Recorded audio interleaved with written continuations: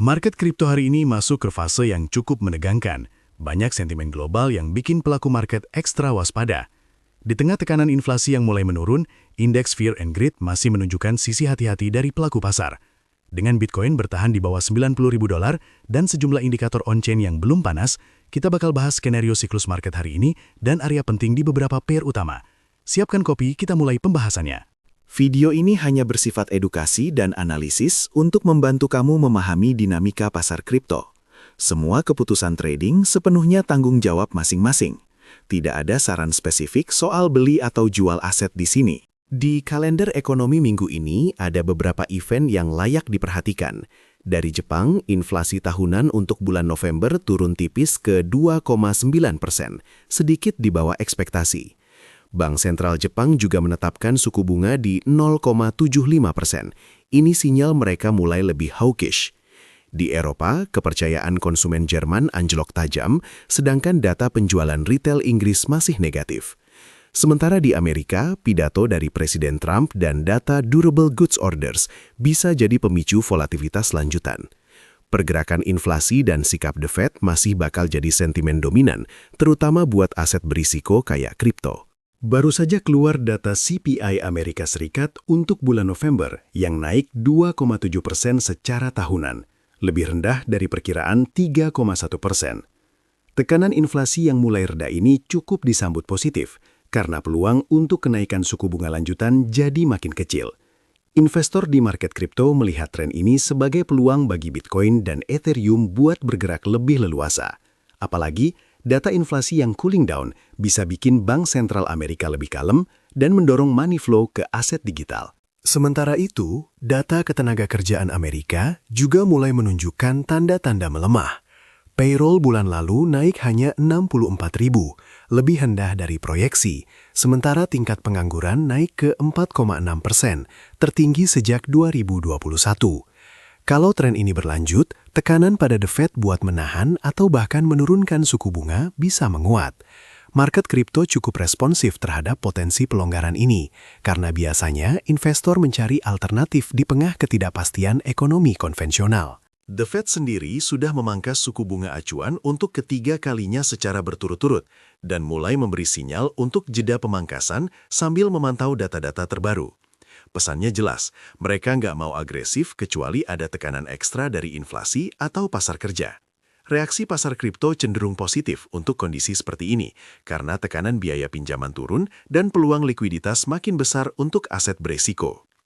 Jika The Fed konsisten dengan nada dovish, bisa jadi bahan bakar buat rally berikutnya di kripto. Indeks Fear and Greed hari ini ada di level 27, masih masuk zona fear.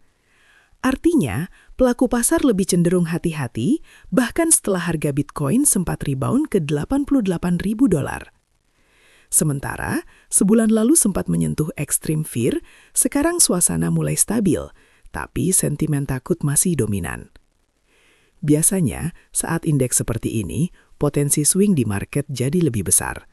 Semakin banyak rasa takut, biasanya peluang untuk market reversal makin terbuka.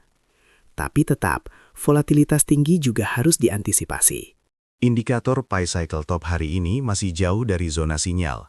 Anggap saja seperti lampu peringatan yang belum menyala.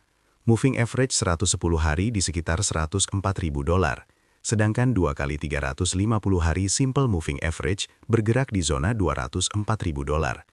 Selama kedua garis ini masih jauh, sinyal potensi puncak siklus masih belum terlihat. Market belum overheated dan tekanan distribusi dari holder jangka panjang masih rendah.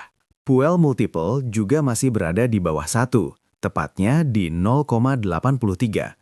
Sinyal seperti ini menandakan fase awal atau tengah siklus, bukan puncak distribusi. Biasanya momen ini masih dianggap sehat buat market, karena penambang belum agresif jualan koin mereka. Intinya, fase market sekarang masih di zona akumulasi, bukan distribusi besar-besaran. Dari sekitar 30 indikator siklus, belum ada yang memicu sinyal overheat. Yang menarik, AHR 999 Index masih jauh dari target. Artinya, masih banyak ruang sebelum market dianggap jenuh. Bitcoin dominance masih kuat di hampir 59%, menandakan aliran dana cenderung bertahan di aset utama. Lalu, ETF to BTC ratio tetap tinggi, menandakan minat institusi belum meredah.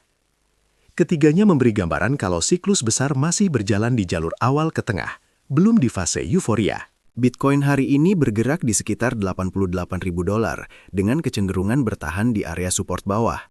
Harga saat ini dekat lower Bollinger Band di time frame 4 jam, yang mengindikasikan potensi technical rebound dari zona 87.800.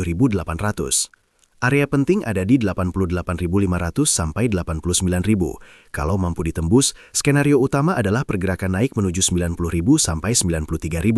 Tetapi, kalau tekanan jual makin besar dan support 85.900 jebol, maka skenario alternatifnya market bisa turun ke bawah 85.000.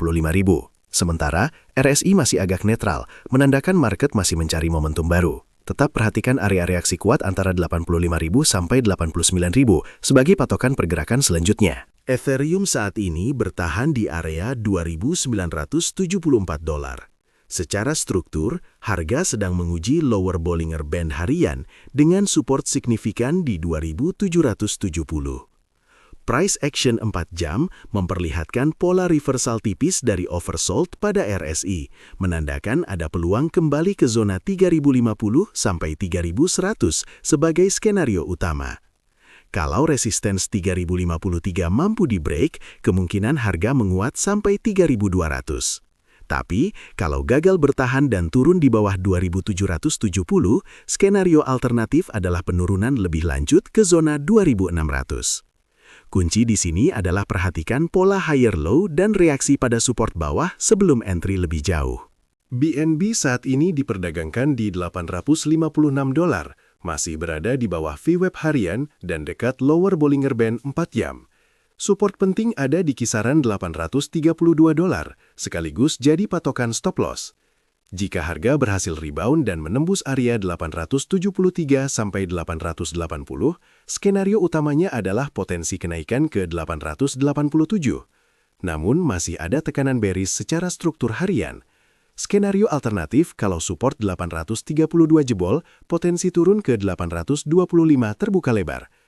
Konteks saat ini lebih ke pola technical rebound. Amati konfirmasi volume sebelum validasi lanjutan. Sol hari ini transaksinya di sekitar $125.92. Harga berada di zona bawah Bollinger Band, menunjukkan tekanan jual sudah berkurang.